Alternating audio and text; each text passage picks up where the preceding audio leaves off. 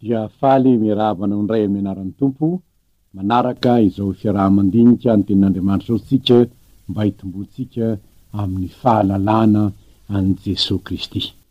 Tamin'ny farantsika dia nandinika ny amin'ny Jesosy fahazavany zao tontolo zao ary atao amin'ny Genesisy no nijerentsika izany. Anio ndray sika ho toy n'izany fahalalana an' Jesosy zany dia mbola hamantatra ihany amin'ny alalan'ny soratra masina ny zay ambarany ny am' Jesosy ny ady tany amin'ny testamenta taloha aza. Ao amin'ny Genesisy toko 3 ny andinin'ny 5:12, andin'ny 4:10 sy 5:10 no amakintsika izao teny izao. Faharoa Jehovandriamanitra tamin'ny menarana, satria nanao zany ianao ko amin'ny biby fiompy rehetra sy ny biby dia rehetra de ianao no voaozony. Ny kibonao no andehananao ary vovotany no hoaninao amin'ny andro rehetra iananao. Dia hampifandrafesiko ianao sy ny vehivavy ary ny taranakao sy ny taranany. Izy hanoritoro ny lohanao ary ianao kosa hanoritoro ny ombelahy tongony. Anio zany sika dia hijery an' Jesosy lay ambarany Genesisy ihany hoe lay taranaky ny vehivavy. Rehefa niara-nipetraka tao Edena Adama sy Eva, fantatsika ny tantara fa nisy hazo anankiray teo afovoan'ny sa zay nilazan'Andriamanitra hoe aza hinananareo ity voankazo ity, fa amin'ny andro zay hinananareo azy dia ho faty tokoa ianareo. Izany ny tenin'Andriamanitra taminy, fantatra Adama sy Eva izany zavatra zany. Fa ny devoly zay ambara eto hoe menarana de tonga nakeo aminy ary ny zavatra nitsanga de hoe hanky hoy ny tenin'ny devoly taminy, hanky efa nataon'Andriamanitra hoe azy hinananareo ny azo rehetra eo amin'ny sa. Fa ora vehivavy tamin'ny menarana, voan'ny azo eo amin'ny sa de azo na hinanana ihany, fa ny voan'ny azo eo afovoan'ny sa kosa no efa nataon'Andriamanitra hoe azy hinananareo na tendrenareo zany, fa ndrao maty ianareo. Ary hoy ny menarana tamin'ny vehivavy, tsy ho faty tsy akory ianareo e. Fantatr'Andriamanitra fa am'izay andro hinananareo azy dia hahiratra ny masonareo ko tahaka n'Andriamanitra ianareo.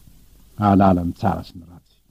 Ary eo ny voasoratra hoe ary hitandra vehivavy fa tsara ho fihinana ny azo sady nahafinaritra ny maso ary azo mahatsiriritra ampahendry, tena nitaza ny voany ka nihinanany ary menitro ny vadiny ka de nihinana izy. Eo no fotoana nidiran'ny fahotana teto am'izao tontolo zao. Eto de tiana ny anamarika ny fomba fiasan'ny fahavalon'olombelona hatrany am-piandohana dia ny fanoerany ny tenin'Andriamanitra. Notoerin'ny Satana ny tenin'Andriamanitra. Tenin'Andriamanitra nilaza tamin'izy mivady hoe azy hinananareo fa ho faty ianareo raha mihinana an'io.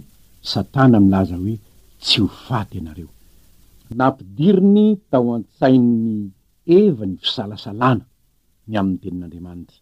Ary ny fisalasalany amin'ny tenin'Andriamanitra de tsy hafa akory fa finoana ny tenin'ny devoly. Raha mijeritsika zao eto, nanjary ny tenin'ny devoly noho ny Eva rehefa ny salasala ny amin'ny tenin'Andriamanitra izy. Ary nanomboka hatreo dia tafasaraka tamin'Andriamanitra noho ny fahotana Adama sy Eva. Ny fahotana izany dia niditra rehefa ny salasala tamin'ny tenin'Andriamanitra Eva ka nandika izany tenin'Andriamanitra zany noho ny torohevitra nomen'ny devoly azy.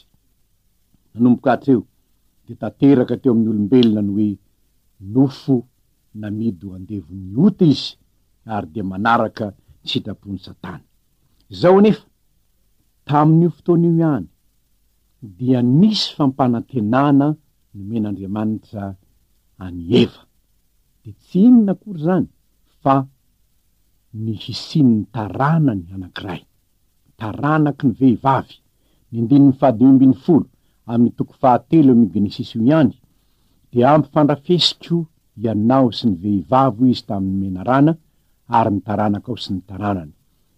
Izy zany hoe ny taranaky ny vehivavy hanoritoro ny lohan'ny menarana, fa ny menarana kosa anoritoro ny ombelahy tongotry ny taranaky ny vehivavy. Tsy hafa io fa lay nambara ny Isaia mpaminany hoe ino anananaka ny Virjina ka hiteraka zazalahy ary ny anarany ataon'ny olona hoe Andriamanitra amintsika Immanuela.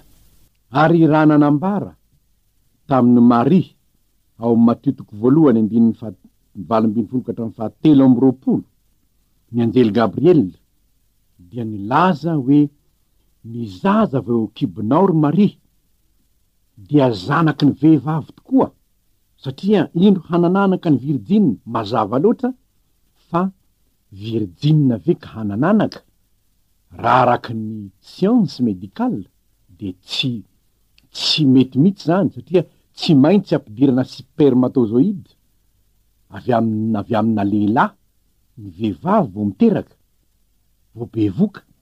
Fa i Maria kosa dia ny fanahy masina no ho tonga ho aminy, hoy ny voasoratra, ary dia manjary taranaky ny vehivavy tokoa izy. Ary zany no ilazantsika ny hoe Jesosy io taranaky ny vehivavy io, satria raha tonga lay taranaky ny vehivavy zay nanoritoro ny lohan'ny menarano de tsy nanana anjara tamin'izany mihitsy ny lehilahy.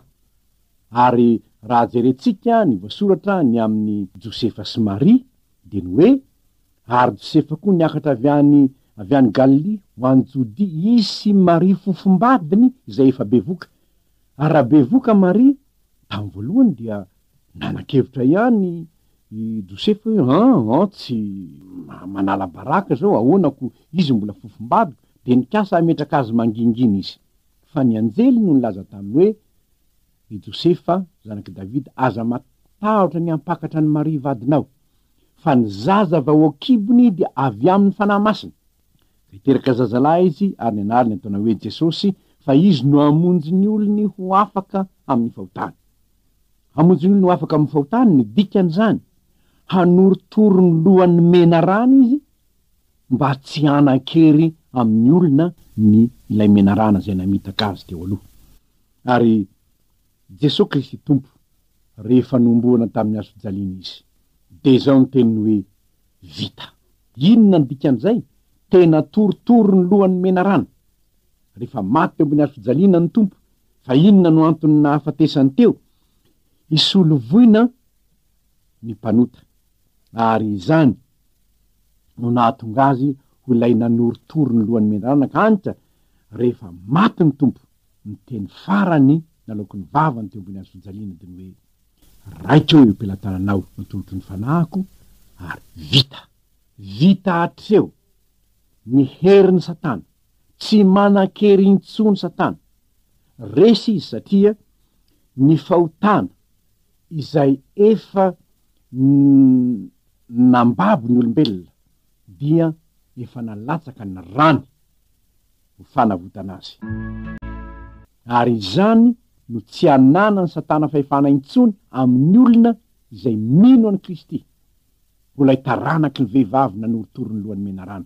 Ary mazava loatra fa rehefa nitsangana tamin'ny maty Jesosy, rehefa nitsangana tamin'ny maty izy hanaporo fa tena resy mihitsy lay menarana, de izao ny zava-nisy ny teny tamin'ny mpianany izy hoe efa nomenahy ny fahefana rehetra any an-danitra sy ety an-tany. Mandeha any ianareo ka mitoriny filazantsara ny olombelona rehetra. Efa nomenahy ny fahefana rehetra any an-danitra sy ety an-tany. Efa torotoro ny lohan'ilay menarana, ary tsy mahagaga mandraky zao zaho miteny aminao zao amin'ny fiangonana maro, tsy eto amin'ny firenentsika ihany fa manerana izao tontolo zao, de voaporofo fa mandresy io anaran'i Jesosy io.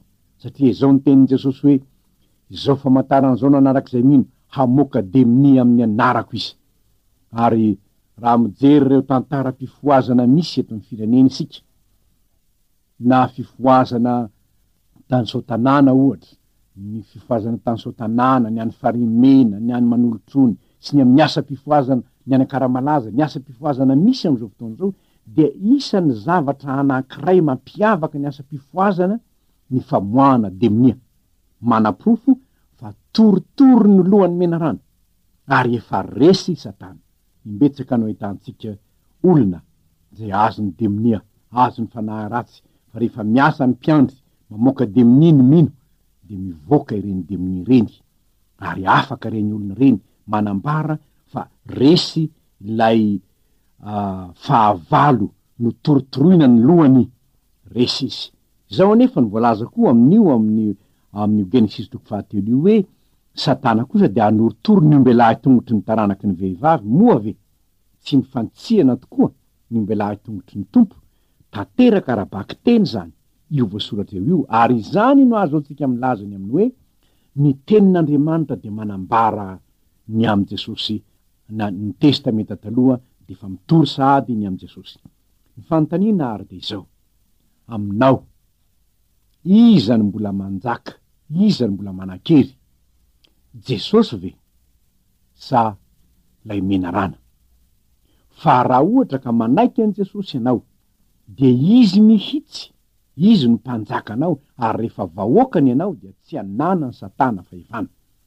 Mety petraka ihany ngamba ny fanontaniana aminao hoe ka nahoana ny mbola tahaka an'izao ihany, nahoana ny mbola efa manaraka an Jesosy ihany any aka nefa to mbola resin'ny Satana foana e. Ary izany nahatonga an Jesosy noho izany zavatra zany indrindra ny mahatonga ny tompo ilaza hoe raha misaraka amiko ianareo de tsy mahay manao na inona na inona, tsy maintsy miray amiko tahaka ny voaloboka amin'ny sampany ianareo, manana firaisana amiko, ary zany firaisana an Jesosy zany dia manana firaisam-po aminy, mianatra ny teniny, mivavaka aminy, ary naiza misy anao dia tsarona mihitsy hoe miaraka aminao atompo, satria izy manko rehefa nitsangana tamin'ny maty anazy hoe indro za momba anareo mandrakariva ambara-pahatonga ny fahataperan'izao tontolo zao. Ka ny mahatonga ny olona mbola ho resin'ny Satana, mbola ho eo ambany fahefan'ny Satana dia ny tsy fahafantarany ny nanoritoroany Jesosy ny lohany menarana, ny tsy finoany zany. Fa raha mino zany ianao zay mino dia manana fahefana handroaka ny demonia, handroaka ny asan'ny devoly, andramo ange, andramo de ho hitanao. Ohatra, alaim-panahy ianao angalatra, devoly ny tonga aminao milaza aminao io hoe tsisy mahita io fa lovy. Rehefa fantatrao anefa fa manohitra ny tenin'i Jesosy zany dia mitenena ao amin'ny sainao ao hoe amin'ny anaran'i Jesosy tsy ekeko ny teninao Satana. Fa raha miherin'ny tenanao manko raha vola arivo anie mbola hainao ihany, fa noho ny tonga ny 2 millions angamba ataoko hoe everiko hoe ohatra hoe manam-pahefana ianao na olona manana toerana ambony ianao, de tonga ny devoly vola be io ka ataovy zao fa mpanan-karena ianao. Fantatrao anefa fa tsy fahamarinana zany asainy ataonao zany, de eo ianao misafidy ianao. Azonao atao tokoa ny manaraka ny tenin'ny Satana tahaky ny nataony tamin'ny Eva, nefa azonao ataony manao mandeha any ianao ry Satana, fa fitaka ny ianao fa za tsy hangalatra, satria Jesosy keo de milazana hoe aza mangalatra. Ary milaza aminao fa raha amin'ny anaran'i Jesosy no entinao mandresy ny fakapanahy dia handresy ianao. Fa izao ny olona zay tsy miaraka amin'ilay taranaky ny vehivavy fa miankina amin'ny herin'ny tenany fotsiny de mazava loatra fa tsy handresy izy, fa ho torotoro izy. Ary ny mampalahelo aza dia tsy ny ombelahy tongony ihany no torotoroiny, ny tompo manko ny ombelahy tongotry ny tompo ihany no torotoroiny, ny tenany ihany no torotoroiny, fa ny tediavy ny Satana ho torotoroina mandrakizay dia ny fanahinao hoentiny makany amin'ny helo mandrakizay. Ka Jesosy Kristy tompo ary io lay taranaky ny vehivavy ambarany Genesis 3:10 haninona handresy hanoritoro ny lohan'ny menarana mba ho mpandresy izay rehetra resiny teo aloha, mba ho tonga olom-baovao, ho tonga olona maharesy ny fakapanahy, maharesy ny asan'ny maizina, ireo rehetra nanjakany Satana tam'izay. Ary iza moa zany, zany zany, ianao koa ani zany, kanefa rehefa tena manatona an Jesosy marina ianao de ho tsapanao fa izy no lay nanoritoro ny lohan'ny menarana, ary mandresy miaraka am Jesosy zay rehetra manaiky azy. Ka raha sendra matahotra ianao ny am'izany, matahotra ny hoe zave de mba hanana an'izany finoana zany, ny finoana anie de avy amin'ny tenin'Andriamanitra. Raha misy zao olona manoratra aminao hoe raha tonga ty amiko anao amin'ny alarobio avy zao dia omeko asa ataoko hoe omeko anao ty kasety video zay tianao fatratry ty, fantatrao io olo io fa tena vonina anome anao matona noratra aminao, ary noho izany tsy misalasala ianao makany satria mino zay nambarany ianao. Tahaka zany koa ity taratasy ny tompo ity, ty soratra masina ity araky ny fandiniantsika dia tenin'Andriamanitra ho antsika, ary noho izany matoa Andriamanitra manambara sy manome toky ao de satria vonina niala tanteraka izany izy. Ary izany nahatonga ny Paoly hanoratra hoe iza no asaraka antsika amin'ny fitiavan'i Kristy, fahoriana va sa fahantrana sa fanenjena sa loza sa sabatra, am'izany rehetra zany de mihoatra noho ny mpandresy isika amin'ny alalan'ilay tiantsika. De lay taranaky ny vehivavy nanorotoro ny lohan'ny menarana. Ary izany no mahatonga ny kristianina hira fandresena nahoana satria efa nandresy lay Kristy arahiny. Enganieka amin'ny fiainanao de ho mpandresy ny fakapanahako ianao, fa raha isika rehetra niny miaraka amin'ny Jesosy ka mandresy ny fakapanah tsika milamina niny ao an-tokantranao e. Inona kay ny mampiady, ny devoly niny mampiady sy mampisaraka ao an-tokantranao e. Kanefa raha miaraka amin'ny Jesosy ny ao an-tokantranao ka samy miaraka mivonina handresy miaraka amin'ny Jesosy de milaza aminao aho fa ho tanteraka ao ny fiadanana zay torina amin'ny andro Noely hoe fiadanana mety ambonin'ny tany ho amin'ny olona kasitrahany. De mametraka ny mandram-piona aminao ndray ary ho amin'ny manaraka ho tahin'Andriamanitra ny